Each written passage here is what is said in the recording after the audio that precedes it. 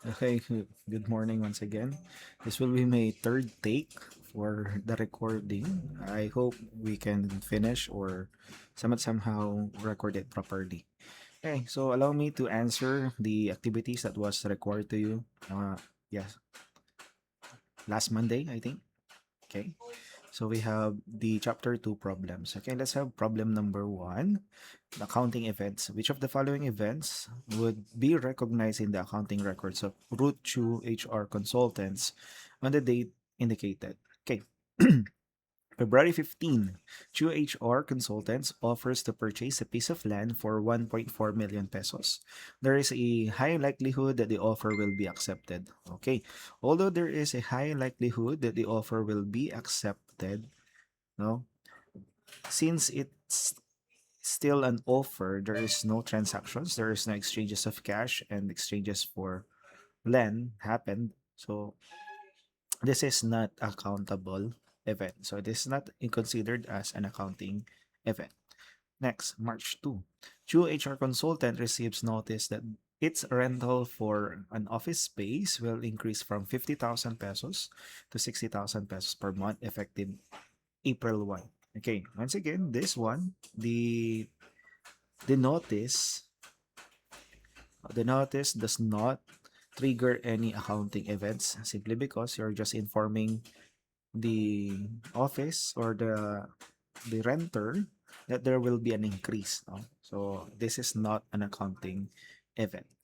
Next, April 29, Due HR consultant receives its electricity bill for the month of April, and the bill is due on May 9. Okay, this electricity bill is for the usage of electricity for the month of April. Since it's April 29, okay, the company has already used the benefit from the provider.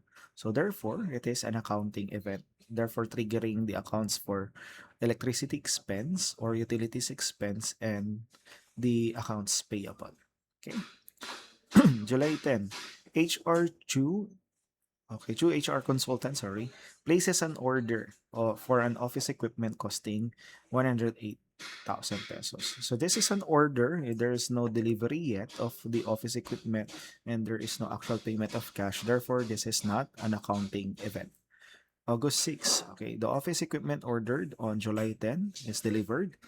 Payment is not due until September 1. Okay, so since the office equipment now being delivered, no? So there is an actual transaction. There is the delivery of the equipment or the receipts of the equipment. Although the payment is not yet due, it triggers an accounting event because we have already received the office equipment. So there is an increase in the assets by way of the office equipment and an increase in liability, okay, since the payment is on September 1. So this one is accounting event. So remember the following. Next po, or problems 2 to 3.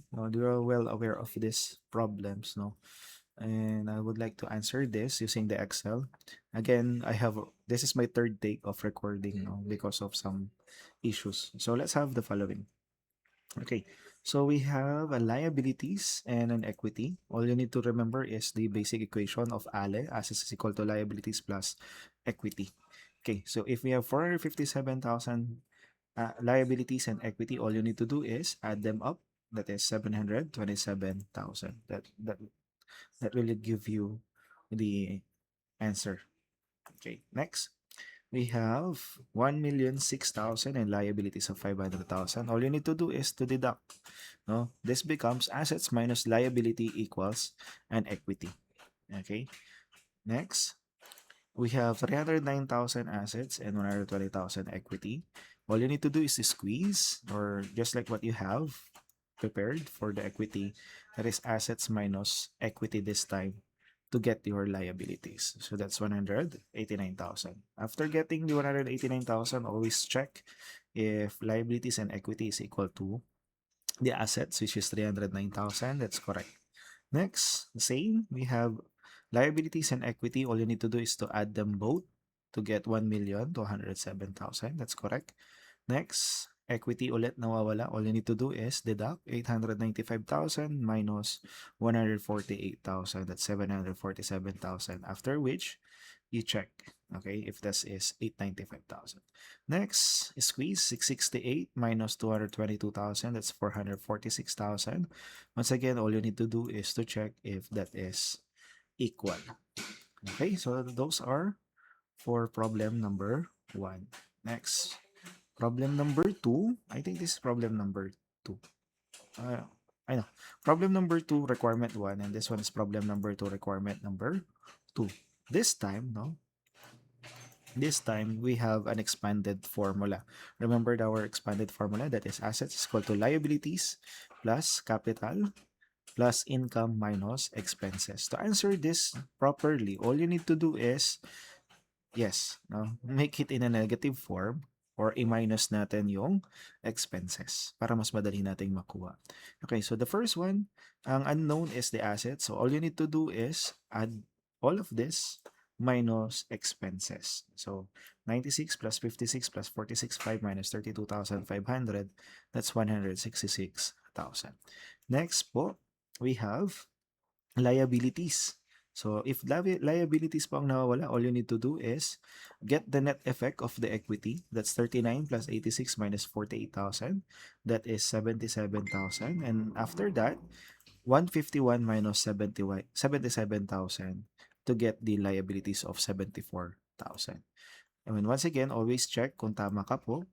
We have 151,000. Okay? Next, capital naman ang nawawala. So, the technique is 182 minus 65 minus 37 tapos plus 25,500. But that may be the case na baka mahirapan ka lalo kapag ganun ginawa mo kasi ginawa nating negative 25,500 to. So, all you need to do is to try 182 minus 65,000 para makuha natin yung para sa capital. And then from there, get the effect. Yeah. So 76,500 lahat yun. 105,500. Okay? So ito yung net effect yung ginawa na lang. Or simply, pwedeng 182 minus 65 tapos ilabas mo na lang to minus ito plus ito. Okay? All you need to do is to check kung tama. Kung balansyado pa. Okay, 182. Okay, check natin yung other way around, yung sinasabi ni Sir Jarang. We have 182 minus 65,000. So, means to say, your equity now is 117,000. Remember, yung equity mo na 117,000, ang ginagawa niyan, dinadagdagan niya ng income. So, bawasan natin ng income kasi papalabasin natin. Tapos, dadagdagan natin yan ng expenses kasi ima-minus natin yan later on. Kaya we have 100,500.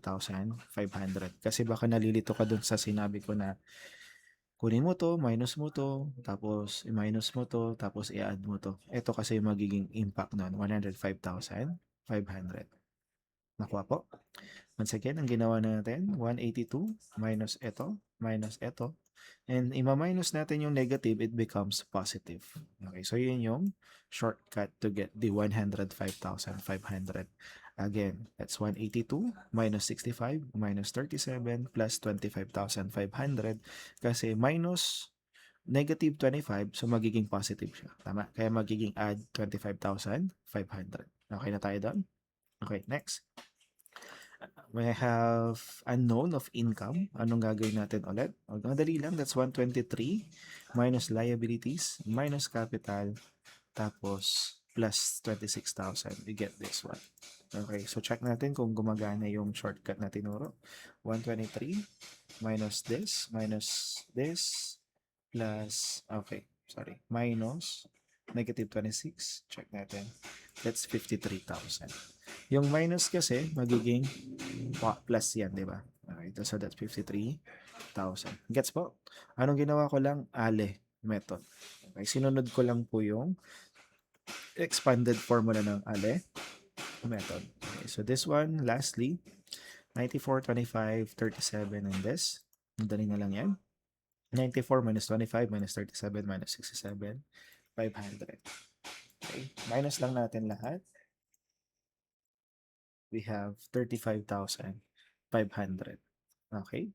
So, huwag yung kakalimutan yung ating expanded formula. Assets minus liability is equal to liabilities plus capital plus income and minus expenses. Okay. Yun lang yung ginawa natin dito. Para pag magkakalkyo ka, madali na lang. Okay? Next, eto, medyo quite challenging and interesting, no? We have problems 3A. Pero bakit challenging yun nandun sa dulo, hindi ito. Okay, kasi madali nyo lang to. So, same lang, assets, 760. 360, nawawala ito. Ang gagawin mo lang, minus. So, 760 minus 360,000 is equal to 400,000. And then, i-squeeze natin itong isa. That's 860 minus 592. We have 268,000. Next, 108 plus 760. We have 868,000.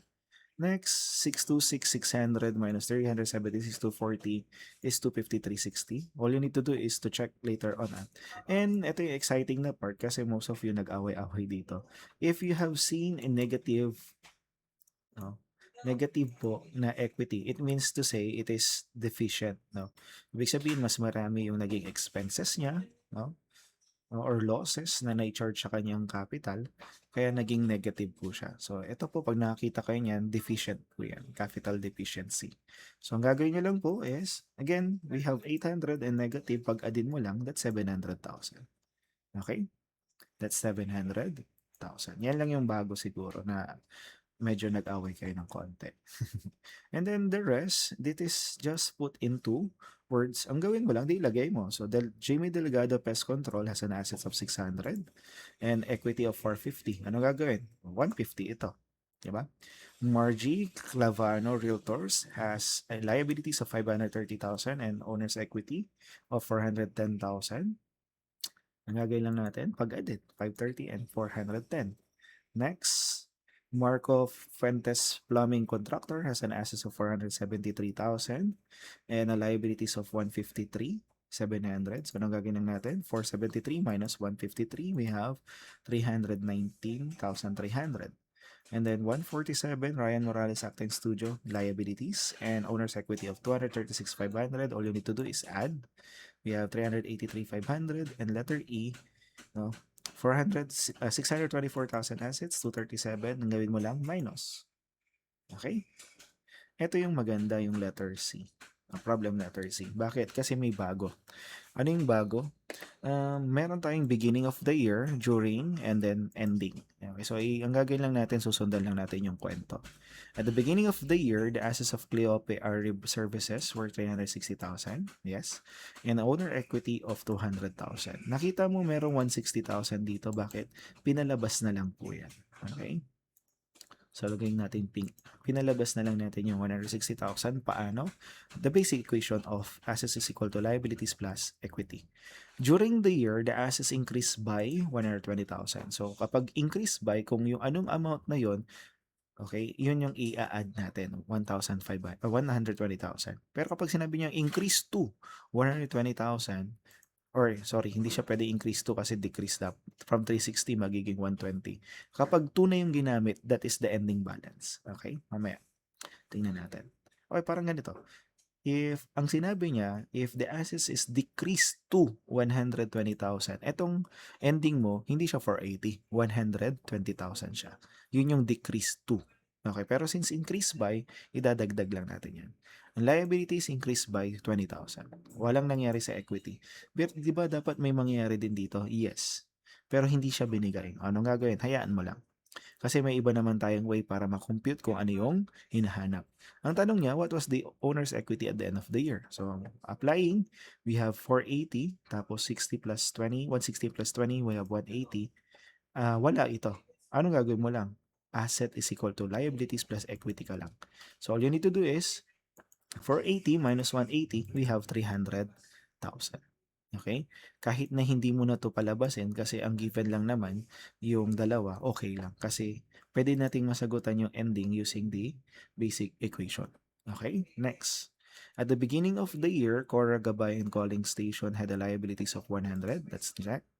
And owner's equity of 96. So, ibig sabihin, ito, pinalabas lang natin yung 196,000. Okay. During the year, ayan na, if the assets increase by 40, nadagdagan, and liabilities decrease by 30, so minus 30, what was the owner's equity at the end of the year? Madali lang. We have ending of 236, applying the transactions, and this one 70. Anong gagawin lang natin sa alay? 236 minus 70,000, we have 166,000 as the answer. Madali lang? Yes. Okay. Next po. No? But before we proceed dun sa letter C, para makita nyo din yung net effect, kasi ito, increase. So, 20 yung dito. Ibig sabihin, pwede din natin palabasin actually dito na may 100,000 na increase na hindi sinabi. Ayan na, pinalabas lang natin yan. This one, we have 40, nabawasan ito ng 30. So, ang net effect niya dapat is 70,000 dito na increase. Bakit 70? Applying ale ulit, no? Negative 30 plus 70 is 40,000 net effect. So, kaya 96,000 plus 70, it's 166,000. Okay, so that is another way of computing the requirements or the unknown in problem 3C. Okay, madali lang? Yes. Next, last, for letter C, the liabilities of Leonor Loco Loco style is equal to 1/3 of the total assets and the owner's equity is 240,000. What is the amount of liabilities? Okay, ano yung given ulit? Ang given natin ay, eto, 1/3 daw ng assets. So, ibig sabihin, 100% yung assets, this one is 1/3 or equal to 33.33333%. And the equity is equal to 66.66 or 67% if rounded off. Bakit? 2/3 kasi ito. Anong ginawa niya? Sabi niya, the owner's equity is 240,000. Okay, so may given na? Yes. Ang gagawin lang natin, since we have 240,000 which is 66.67%, i-gross up natin. So the first thing you need to do is gross up. Kunin mo yung 100%. Yun ang ibig sabihin nun. So, paano makukuha yung 100%? Madali lang. That's 240,000 divided by 67%. Okay, so makikita niyo, no? Yung 240,000 divided by 67%, that's 300,000. From there, kunin mo na yung 1/3. Okay, so 1/3 ng 360,000 ay, yes, correct, 120,000. 2/3 niya ba, ilan? Ganon din. That's 240,000. And you will check it later on, that is 360,000. Okay, that's problem number C. Okay, yan na muna saglit and then I'll give you the second part of our discussions. I-check ko muna kung tama yung recording nito. Okay, thank you so much.